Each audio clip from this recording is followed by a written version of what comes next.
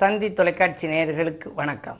நல்லதை சொல்வோம், நல்லதை செய்வோம், நல்லதே நடக்கும்.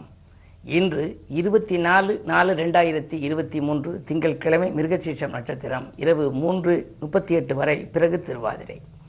இன்றைக்கு நான் உங்களுக்கு சொல்ல இருக்கிற நல்ல கருத்து, இந்த குரு இப்போ 2 நாள் முன்னாடி பயிற்சி ஆணுச்சு. சனிக்கிழமை இரவு குரு பயிற்சி ஆணுச்சு. ஒரு வருஷத்துக்கு ஒரு வீட்டில் இருக்கும் குரு, அதாவது ஒவ்வொரு கிரகங்களும் எவ்வளவு காலங்கள் ஒரு வீட்டில் இருக்கும்னு முன்னாடி நிர்ணயிச்சிருக்காங்க. ஜோதிட சாஸ்திரத்தில் சூரியன் ஒரு மாதத்துக்கு ஒரு வீட்டில் இருக்கும். மேஷத்தில் சஞ்சரிச்சிச்சு அப்படின்னா உங்கள் ஜாதகத்தை எடுத்து பாருங்கள், நீங்கள் சித்திரை மாதம் பிறந்தவர்களாக இருப்பீர்கள். வைகாசியில் நீங்கள் பிறந்திருந்தால் ரிஷபராசியில் சூரியன் இருக்கும். ஆனி மாதம் நீங்கள் பிறந்திருந்தால் மிதுனத்தில் இருக்கும். ஆடி மாதம் பிறந்தால் கடகத்தில் இருக்கும். இப்படி 12 மாதங்களுக்கும் 12 கட்டங்கள்லையும் அந்த சூரியன் இருக்கும். அந்த அடிப்படையில் இந்த குரு நின்ற பலன் அப்படிங்கிறத பற்றி உங்களுக்கு ஒன்று சொல்லணும். இப்போ மேஷத்தில் குரு இருக்கிற போது அந்த குரு எந்தெந்த வீடுகளை எல்லாம் பார்க்கும் அப்படின்னா 5, 7, 9ங்கிற 3 பார்வை அதுக்கு உண்டு. முதல் பார்வையாக அது சிம்ம ராசியை பார்க்கும். அடுத்தது துலாம் ராசியை பார்க்கும். அதற்கு அடுத்தது தனுசு ராசியை பார்க்கும். இந்த குரு நின்ற பலன் என்ன செய்யும் அப்படின்னா, ஒரு பாடல் உண்டு. ஜென்மத்தில் குருதான் வந்தால் செலவுகள் அதிகரிக்கும், நன்மைகள் செய்தால் கூட நம்பிக்கை வீணாய் போகும், உண்மையில் வரும் மாற்றங்கள் உள்ளத்தை வாட வைக்கும், இம்மையில் நன்மை சேர இடமாற்றம் ஒத்துழைக்கும். அதாவது இந்த குரு ஜென்மத்துக்கு வந்துச்சுன்னா நிறைய செலவுகள் வருமா. எனவே ஜென்மத்தில் குருதான் வந்தால் செலவுகள் அதிகரிக்கும், நன்மைகள் செய்தால் கூட நம்பிக்கை வீணாய் போகும். மற்றவர்களுக்கு நீங்கள் சொந்தக்காரர்களுக்கு ஏதாவது ஒரு உதவி செய்ய போறீங்கன்னு வச்சுங்க, அந்த உதவியை உபத்திரவமாக போயிடுமா. அதனால செய்கிற போது கொஞ்சம் யோசித்து செய்யணும். எதை செய்தாலுமே சிந்தித்து செய்தால் சிறப்பான பலன் கிடைக்கும். உண்மையில் வரும் மாற்றங்கள் உள்ளத்தை வாட வைக்கும். ஒவ்வொரு நாளும் மறைமுக எதிர்ப்புகள் எல்லாம் வரலாம். ஆனால் அதற்காக கவலைப்பட வேண்டாம். எந்த எதிர்ப்புகள் வந்தாலும், எந்த தீமைகள் வந்தாலும், நன்மைகள் வந்தாலும் எல்லாவற்றிற்கும் முடிவு என்ன? இறை வழிபாடு. எனவே குரு நின்ற பலன் ஜென்மத்தில் இருக்கிறாரே என்று நீங்கள் மேசராசிக்காரர்கள் கவலைப்பட வேண்டாம் என்ற நல்ல கருத்தை தெரிவித்து இன்றைய ராசி பலன்களை இப்பொழுது உங்களுக்கு வழங்கப் போகின்றேன். மேசராசி நேயர்களே, உங்களுக்கெல்லாம் இன்று யோகமான நாள். உதிரி வருமானங்கள் உங்களுக்கு உண்டு. ஏனென்றால் உங்களுக்கு 2ஆம் இடத்திலே சுக்கிரன், வாக்கு, தனம், குடும்பம் என்கிற இடத்திலே அந்த ஸ்தானாதிபதியே இருக்கின்றார் சுக்கிரன். எனவே உள்ளபடியே உங்களுக்கு வரவேண்டிய வருமானங்களும் திருப்தியாக இருக்கும். உதிரி வருமானங்களும் வரலாம். தொழிலிலே கூட நல்ல மாற்றங்கள் உண்டு. அதே நேரத்தில் உங்களுக்கு நல்ல முன்னேற்றங்கள் வரும். இன்று மிக மிக யோகமான நாள். ரிஷபராசி நேயர்களே, உங்களுக்கெல்லாம் இன்று பகல் 2:45 வரை சந்திரன் உங்கள் ராசிக்குள் இருக்கின்றார். சந்திரன் உச்சம் பெறுகிறார். சந்திரன் உச்சம் பெறுகிறார் என்று சொல்கிற பொழுது மதி உச்சம் பெற்றாலே நல்ல மதிப்பும் மரியாதையும் கூடும். எனவே உயர் அதிகாரிகளின் ஒத்துழைப்பு உங்களுக்கு கிடைக்கும். அலுவலகத்தில் நீங்கள் பணிபுரிபவர்களாக இருந்தால் பக்கபலமாக உங்களுக்கு சக பணியாளர்களும் இருப்பார்கள். உயர் அதிகாரிகளும் ஒத்துழைப்பு கிடைப்பார்கள். கேட்ட சலுகைகள் கிடைக்கலாம். வீடு இடம் வாங்கும் யோகம் உண்டு. ஆடை ஆபரண சேர்க்கையும் உண்டு. ராசியிலேயே சுக்கிரன் இருக்கின்ற பொழுது கவலைப்பட வேண்டாம். வாகன யோகத்திலிருந்து அனைத்து யோகங்களும் கிடைக்கும். அந்த அடிப்படையில் தொழில் அபிவிருத்தி, உத்தியோக அபிவிருத்தி என்றெல்லாம் சொல்லக்கூடிய விதத்திலே இன்றைக்கு உங்களுக்கு ஒரு அற்புதமான பலன் கிடைக்கப் போகிறது. மிதுன ராசி நேயர்களே, உங்களுக்கெல்லாம் இன்று பகல் 2:45 மேல் உங்கள் ராசிக்குள் சந்திரன் வருகின்றார். அப்படி வருகின்ற பொழுது ராசியிலேயே செவ்வாய் இருக்கிறார். செவ்வாயோடு சந்திரன் சேர்ந்தால் சந்திர மங்கள யோகம் என்பது. எனவே மதியத்திற்கு மேல் இல்லத்திலே மங்கள நிகழ்ச்சிகள் நடப்பதற்கான அறிகுறிகள் தென்படும். அதாவது திருமண வயதிலே இருக்கின்ற ஆணாக இருந்தாலும் பெண் பிள்ளையாக இருந்தாலும் அவர்களுக்கு பேசி பேசி கல்யாணம் விட்டு போனதே என்று கவலைப்பட்டவர்களுக்கு மாலை நேரத்தில் கூட ஒரு நல்ல தகவல்கள் வரலாம். சகோதர ஒத்துழைப்பு திருப்திகரமாக இருக்கும். தனவரவும் உங்களுக்கு நன்றாகவே இருக்கின்றது. அது மட்டுமல்ல, குடும்பத்தில் நீங்கள் உங்களுடைய வார்த்தைகளுக்கு நல்ல மதிப்பு உண்டு. கடகராசி நேயர்களே, உங்களுக்கு அஷ்டமத்து சனியின் ஆதிக்கம் வந்திருக்கிறது. அஷ்டமத்து சனி என்று வந்தாலே எது செய்தாலும் ஒரு முறைக்கு பல முறை யோசித்து செய்ய வேண்டும். அதிலும் குறிப்பாக இன்று உங்களுக்கு 10ஆம் இடத்திலே வேறு குரு பகவான்.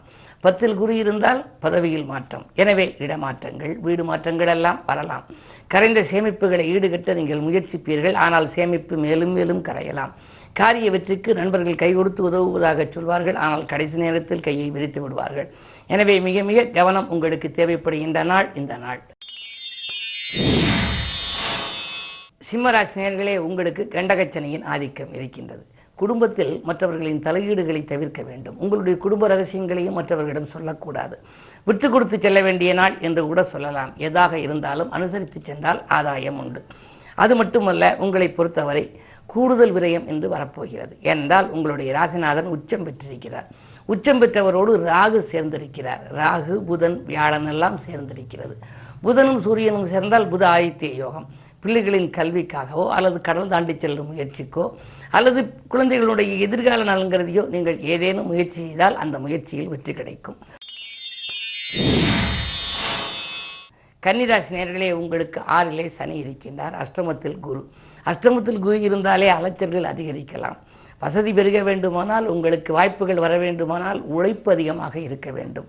களைப்பை மறந்து உழைப்பில் ஈடுபடுகின்ற நாளாக இருந்தால் இந்த நாள் உங்களுக்கு இனிய நாளாக அமையும். அஷ்டமத்தில் எத்தனை கிரகங்கள் கூடியிருக்கிறது என்று பாருங்கள். சூரியன் இருக்கிறார், புதன் இருக்கிறார், குரு இருக்கின்றார், ராகு இருக்கின்றார். இத்தனை கிரகங்களும் இருக்கின்ற பொழுது விரயத்திற்கு மேல் விரயம் உங்களுக்கு வரலாம்.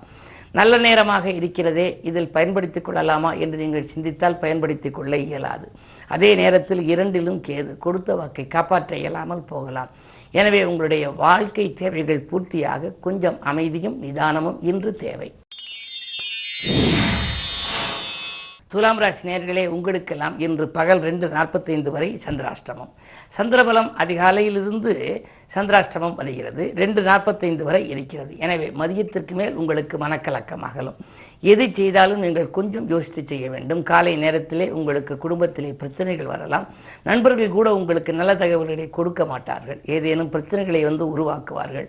அதே நேரத்தில் யாரிடமும் விரோதம் வைத்து நீங்கள் வளர்த்து கொள்ள வேண்டாம், பகைத்து கொள்ள வேண்டாம். அனுசரித்து செல்ல வேண்டிய நேரம் இது. உங்களுடைய ராசிக்கு அஷ்டமத்திலே சுக்கிரன் இருப்பதால் திடீர் விரயங்கள் கூட ஏற்படலாம். அப்படி இருந்தாலும் விலையுயர்ந்த பொருட்களை கூட ஒரு சிலர் விற்க நேரிடலாம். ஆயினும் உங்களுக்கு குரு பார்வை இருப்பதால் காரியங்கள் கடைசி நேரத்தில் கைகூடிவிடும். குருவை நீங்கள் மனதால் எண்ணி வழிபட்டாலே போதும், மகத்துவமான பலன் உங்களுக்கு கிடைக்கும். விருச்சிக ராசி நேயர்களே, உங்களுக்கெல்லாம் இன்று பகல் 2:45 மேல் சந்திராஷ்டமம். ஏதாவது ஒரு புது முயற்சி செய்வதாக இருந்தால் காலை நேரத்திலேயே செய்து விடுவது நல்லது. அதே நேரத்திலே உங்களுக்கு மதியத்திற்கு மேல் கொஞ்சம் மனக்கலக்கம் உங்களுக்கு ஏற்படலாம். ஏனென்றால் சந்திராஷ்டமம் வந்து விடுகிறது. எனவே இந்த முயற்சியிலும் ஈடுபடாமல் நடக்கும் வேலையை பார்த்து கொண்டு அப்படியே தான் உண்டு தன் வேலை உண்டு என்று இருக்கலாம். பகையையும் நீங்கள் வளர்த்து கொள்ள வேண்டாம். இடையூறுகள் உங்களுக்கு குறுக்கீடுகள் எல்லாம் வந்து கொண்டே இருக்கும். தனுசு ராசி நேயர்களே, உங்களுக்கெல்லாம் இன்று செல்லும் இடங்களிலெல்லாம் செல்வாக்கு மேலோங்கும் நாள். செய்தொழிலில் கூட எதிர்பார்த்த லாபம் உண்டு. குருவின் பார்வை இருப்பதனாலே உங்களுக்கு குழப்பங்கள் அகலும். கடிதம் உங்களுக்கு கனிந்த தகவலை தரலாம். அரசியல்வாதிகளாலும் உங்களுக்கு அனுகூலங்கள் உண்டு. அலுவலகத்திலே புதிய பொறுப்புகள், பதவிகள் உங்களுக்கு கிடைக்கலாம். இந்த நாள் உங்களுக்கு மிக மிக இனிய நாள். மகர ராசி நேயர்களே, உங்களுக்கு 2ஆம் இடத்திலே சனி இருக்கின்றார். விஐபிக்கள் வீடு தேடி வருகின்ற நாள். விடிகாலையிலேயே உங்களுக்கு ஒரு நல்ல தகவல் வரலாம். ஆனால் அதே நேரம் 6ஆம் இடத்திலே செவ்வாய் பகை கிரகமாக இருப்பது 6ல் இருக்கின்ற பொழுது மறைமுக எதிர்ப்புகள் உங்களுக்கு வரலாம். உத்தியோகத்தில் கூட உங்களுக்கு வரும் முன்னேற்றத்தை சக ஊழியர்களிடம் நீங்கள் சொல்ல வேண்டாம். அப்படி சொன்னால் அது தடைபட்டு போகலாம். அதே நேரம் தொழில் வியாபாரத்தில் இருப்பவர்கள் கூட தங்களுடைய முன்னேற்றங்களை எடுத்து சொன்னால் கண் திருஷ்டியின் காரணமாக பாதிப்புகள் ஏற்படலாம். எனவே நிதானத்தோடு நீங்கள் செயல்படுவது நல்லது. புதிய முயற்சிகளில் மதியத்திற்கு மேல் உங்களுக்கு நன்மைகள் கிடைக்கும். கும்பராசி நேயர்களே, ஜென்மச்சனியின் ஆதிக்கம் ஒருபுறம் இருக்கிறது. அதே நேரத்தில் 3ஆம் இடத்திலே ராகு, குரு, புதன், சூரியன் இத்தனையும் இருக்கிறார்கள். ராசிநாதன் சனி ராசியில் இருப்பதால் ஓரளவு யோகங்கள் உங்களுக்கு வரும் என்றாலும் கூட ஜென்மச்சனியாக இருப்பதனாலே இடையூறுகளும் உங்களுக்கு வந்து கொண்டே இருக்கும். நீண்ட நாளாக இருக்கின்ற வியாதி கூட மீண்டும் தலைதூக்கலாம்.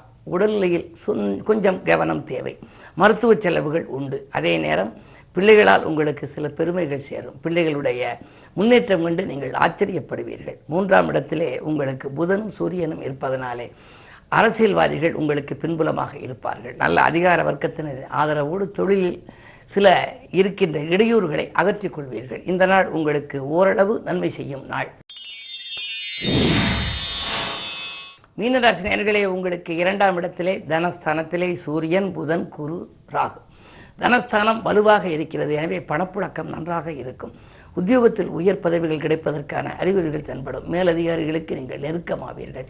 கேட்ட சலுகைகளை எல்லாம் அள்ளி வழங்குவார். தொழில் வியாபாரத்தில் கூட எதிர்பார்த்ததை காட்டிலும் கூடுதல் லாபம் கிடைக்கும். இன்றைக்கு உங்களை பொறுத்தவரை தொழில் அபிவிருத்தி, உத்தியோக அபிவிருத்தி, அனைத்து அபிவிருத்திகளும் ஏற்படுகின்ற நாளாகவே கருதலாம். மேலும் விவரங்கள் அறிய தினத்தந்தி படியுங்கள்.